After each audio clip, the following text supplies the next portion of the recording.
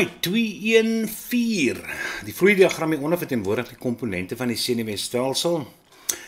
Identifiseer die komponente van die senuweestelsel wat verteenwoordig word deur A. Wel, jy het jou sentrale en dan jy jou periferale senuweestelsel of jou perifere senuweestelsel. So dit sal A wees. En as ons kyk na D, kraniale senuwees, dan obviously sal dit spinale senuwees of rugmargsenuwees en dit vorm dan jou autonomiese senuweestelsel, hoor, autonomies wat dan in simpaties en parasympaties. So D is autonomiese. Here you go. Noem die soort senuwees wat by C aangetref word. Ons het net gesê dis spinale of rugsenuwees. Here you go. Gee die letter en die naam van die komponente wat die hartklop laat afneem wanneer 'n noodsituasie verby is. Wel, die letter is E en dis dan die parasympatiese senuweestelsel. Noem die senuweeselle waaruit senuweeweefsel bestaan. Dis neurone. Noem 2 maniere waarop die brein beskerm word. Right, daar kan jy praat van die kranium, of jy kan praat van die meningie, of jy kan praat van die cerebrospinale vloeistof. 2 en 5. Die diagram hieronder toon dele van die middel en die inwendige oor. Identifiseer deel F.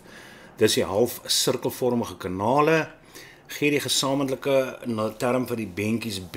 Dis jou gehoorbeentjies of jou ossicles. Gee die letter in die naam van die struktuur wat druk tussen die uitwendige en die middeloor konstant hou. Dis D, dis jou buis van die staartjies. Drukgolwe in die inwendige oor veroorsaak. Dit sal wees C, jou ronde venster. Ag, jou ovaal venster. Asai. Noem die reseptore wat gestimuleer word deur 'n verandering in die posisie van die kop. Onthou die ander een is die rigting en die spoed van die kop. So wees versigtig. Die posisie van die kop sal wees die maculas. En dan die rigting en die spoed sal wees die crustas. Asai. Werkers in sommige fabrieke word konstant vir lang tydperke aan harde geraas blootgestel. Dit kan die haarselle in die orgaan van Corti vernietig en die gehoorsenuwee beskadig wat tot gehoorverlies lei. 'n Opname tussen 2014 en 2018 in 'n ontwikkelende land is gedoen om die getal fabriekwerkers wat aan gehoorverlies ly te bepaal. Die resultate is in 'n tabel. Noem die struktuur in die oor waar die orgaan van Corti aangetref word. Dis jou cochlea. Bereken die persentasie styging tussen 2014 en 2018. Wel is 130.000 en dan sê jy sien 2014 is 85.000. So basies al wat jy doen is jy vat 130.000 en jy trek 85.000 daarvan af en dan deel jy deur 85.000 en maal dit met 100. Asai. 52.94%. Okay, 216.3 stel een rede vir die styging in die getal fabriekswerkers wat gehoorverlies voor wat deur die blootstelling aan harde gerase in hierdie land veroorsaak is. Wel, hier sit 'n bietjie algemene kennis. Ek dink die maklikste antwoord vir jou gaan wees om te sê daar's miskien meer fabrieke opgerig. Tweede een is daar's meer werkers miskien in diens geneem. Die werkers miskien vir langer tye blootgestel aan die geraas. So ja, daar's 'n paar dingetjies wat jy kan noem, maar hulle soek maar net eenetjie, maar as ek sê bietjie algemene kennis daar. 2.16.4 verduidelik waarom skade aan die gehoorsenuwee tot gehoorverlies kan lei. Tel jou gehoorsenuwee is verantwoordelik om die impuls te gelei na jou cerebrum toe. So as daar nie 'n impuls is, gaan daar nie 'n interpretasie van gehoor deur die cerebrum wees nie. Trek 'n staalfabriek op om die data in die tabel voor te stel. Wel, jy gaan jou aantal werkers is natuurlik jou afhanklike veranderlike wat op die eie as gaan wees. Die jare, hardloop van 2014 tot 2018 is wat ons weet, dis 'n onafhanklike veranderlike. En onthou net asseblief, omdat jy sit met sulke hoë waardes, 80, 90, 100.000 ensovoorts, begin jou eie as op 80.000, maar maak seker dat jou kan ek sê jou eenhede, jou verhouding, jou skaal eenvormig asseblief, 80, 90, 100.000 ensovoorts. As jy by 0 begin, gaan jy verskriklike lang grafiekies hê. So hierdie is 100% soos jy dit so optrek. Dan asseblief dat jou opskrif beide jou afhanklike en jou onafhanklike veranderlike moet in hê. Anders gaan jy nie punte vir jou opskrif kry nie. Maar hierso ek sluit sommer 'n rubriek in dat jy sommer kan sien waarvoor jy punte toekenning vir 'n grafiek gaan kry. Dan staan ek net die histogram of lyngrafiek is geteken, verloor punte vir die tipe grafiek ensovoorts. Dit is maar net errata wat hulle gehad het op die memorandum vir in geval die mense die grafiek 'n bietjie anders te geteken het. So kyk maar net daarna. 2.17 die diagram hier onderstel die menslike oog voor. Identifiseer struktuur F. Dis jou iris. Noem 2 funksies van vloeistof A. Wel, vloeistof A het heelwat funksies, maar die maklikste is altyd dit behou die vorm van die oog. Dan kan jy ook sê natuurlik beskerm die oog, dit hou die oog vochtig aan die binnekant, dit voorsien ook voedingsstowwe, so daar's 'n hele paar, laat ook lig deur ensovoorts. Beskryf die strukturele verskil tussen area B en area C. Onthou, area B is jou fovea centralis, en dit wil sê daar waar daar die meeste keeltjies voorkom. En dan area C is jou blinde vlek, waar daar absoluut geen reseptore, stafies of keeltjies voorkom nie. Noem die visuele defek wat voorkom wanneer die kromming van deel E onegalig is. Deel E is jou cornea, en dit is dan astigmatisme. Verduidelik hoe die sig van 'n persoon beïnvloed word indien katarakke in deel D sal ontwikkel. Wel, deel D is jou lens, wat natuurlik lig moet deurlaat. So as daar enige katarakke is, wat beteken as verdowwing op die lens, gaan lig nie korrek gebreek word nie, en dan gaan dit nie val op jou retina nie, en jou sig gaan definitief onduidelik wees. Beskryf die proses van akkommodasie wat plaasvind wanneer 'n voorwerp minder as 6 meter weg van die oog af is. Hulle vra verskriklik baie hierdie tipe vraag, so maak asseblief seker. Nou hier tel hy 6 punte, baie keer tel hy 5 punte. So kyk maar net, maar jy begin altyd met jou ciliaarspier trek saam. En dan outomaties gaan jou ciliaar liggaam nader aan jou lens beweeg, wat beteken jou suspensoriese ligamente gaan verslap, wat gaan veroorsaak dat jou lens meer bolvormig word, en dit gaan dan veroorsaak dat lig meer gebreek word, sodat jy nog steeds fokus kan val op die retina, sodat jy 'n duidelike beeld kan sien. Maar ja, dit sal altyd hierdie prosedure wees. Leer dit maar soos wat ek dit nou uit my kop uit gesê het. Kyk, die diagram toon 'n deel van die menslike oor. Noem die deel van die oor wat strukture B, C en D bevat. Dis jou middeloor. Gee die versamelname van strukture B, C en D. Dis jou gehoorbeentjies of jou ossicles. Verduidelik die gevolg as deel B en C versmelt is. Wel, B en C, jou gehoorbeentjies is nie net verantwoordelik om die vibrasies oor te dra vanaf die tympanicum na die ovaalvenster toe nie, maar is ook verantwoordelik om die vibrasies te versterk. So die versterking en die oordrag van vibrasies gaan baie swak wees, wat beteken jou gehoor gaan swak wees. Die buis A kan geblokkeer word wanneer 'n persoon 'n keelinfeksie het. Dis waar, noem buis A en verduidelik waarom dit gevaarlik sal wees vir so 'n persoon om te gaan valskerm spring.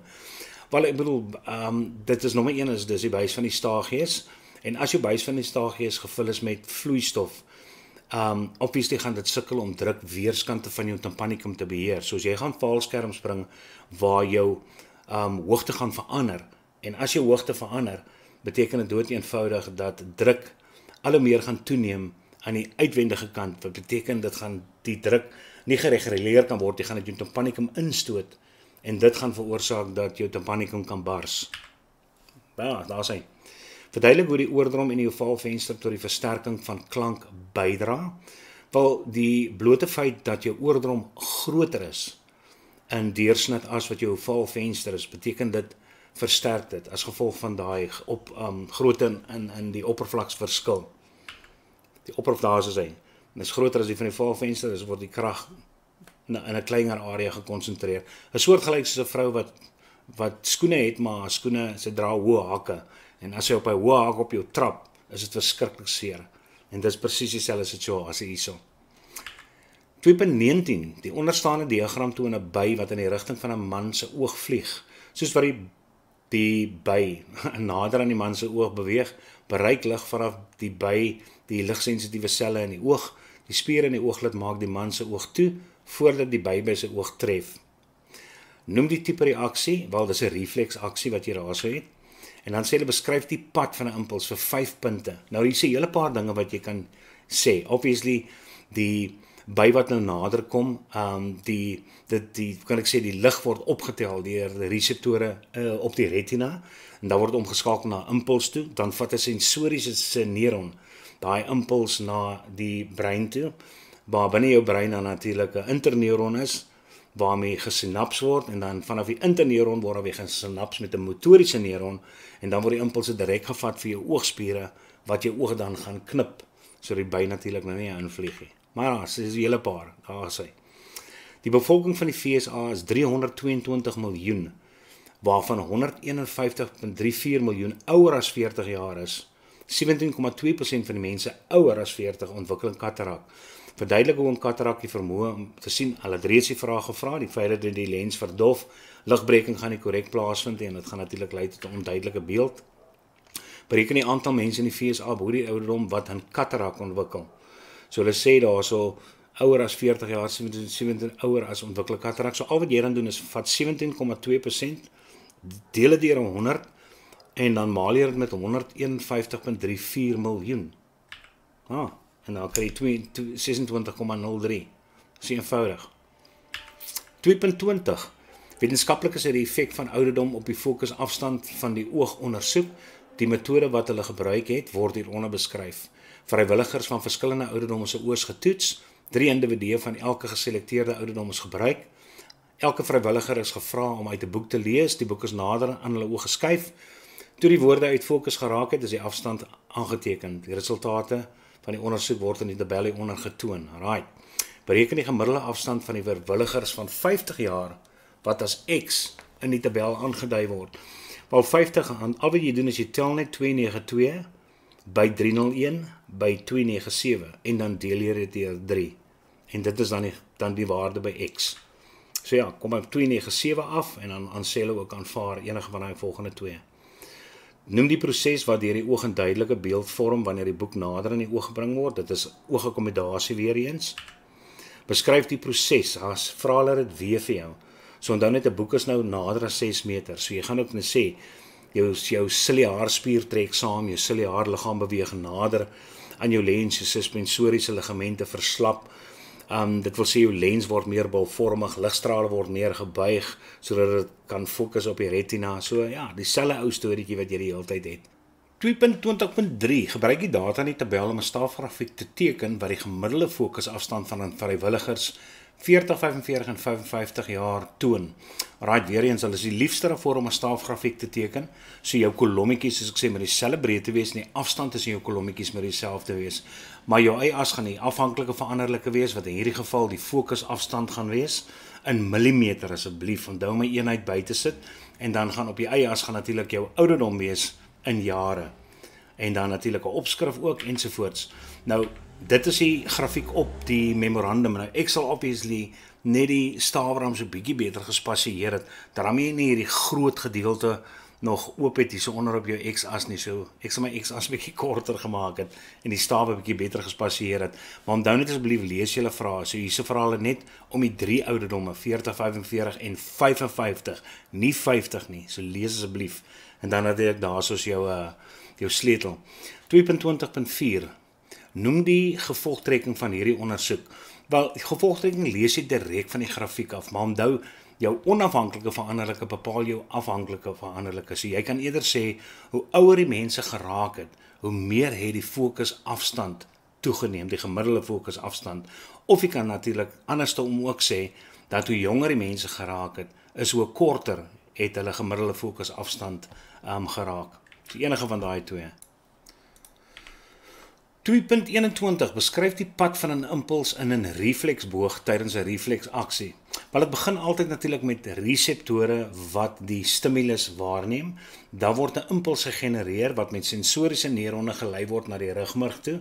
Binne die rugmurg sinaps dit met 'n inter- of verbindingsneuron, interneuron, en dan word die impulse oorgedra met 'n motoriese neuron, met ander woorde obviously vorm daar weer 'n sinaps, en dan gaan die impulse vanaf die motoriese neuron na die effektor toe om 'n reaksie teweeg te bring op daai aanvanklike stimulus. Asai. Die onderstaande diagram toon 'n deel van die menslike oor. Gee die letter in die naam van die deel wat die druk tussen die buitenste oor en die middeloor balanseer. Wel, dit sal D wees wat jou buis van die staagies is. En dan oortollige drukgolwe in die binneoor absorbeer. Hulle vra dit ook gereeld. Dit sal E wees jou ronde venster. Geen funksie van die deel gemerk F. Wel, F is jou tympanicum en jou tympanicum is verantwoordelik om die vibrasies oor te dra vanaf die uitwendige oor na die middeloor toe. Verduidelik die belangrikheid van die rangskikking van strukture gemerk A. Nou jou halfsirkelvormige kanale is al amper 90% ten opsigte van mekaar gerangskik. So dit is gerangskik in alle vlakke. So dat maak nie saak wat die rigting van die kop is nie, dat vloeistowwe in ten minste een van hulle gaan beweeg en dan die reseptore gaan stimuleer. Asai, ek dink ons gaan maar net aan volgende keer met die volgende kort vragies.